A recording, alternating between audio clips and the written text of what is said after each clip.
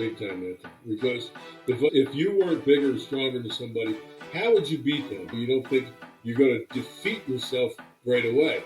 I'm going to teach you how to do it or what to think when you're trying to do it. Danny was a whole different story because Danny was better than anybody playing in college and in high school.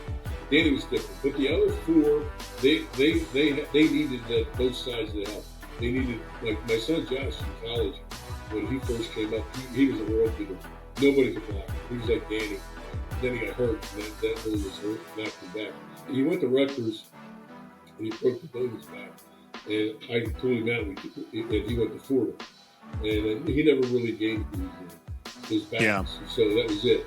But I always taught both sides of it, especially with my daughter, Gabrielle. I pulled her out of the game one time when she lazied it on a ball in the outfield, and it went between her legs.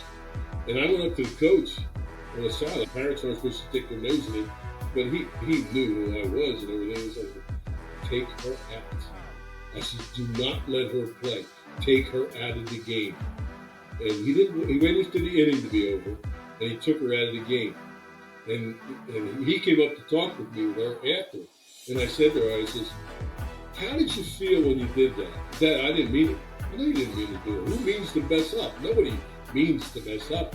So what did you think it meant to your teammates? You're Gabrielle Klecko. You're really a good player. You boot the ball and act like it's nothing. What do you think those other 8 girls thought of you at that time? And that was a kind of, I wanted to impress that on her. You're not only playing for yourself, you're playing for your team. And that's the big thing that I had to instill with a lot of them.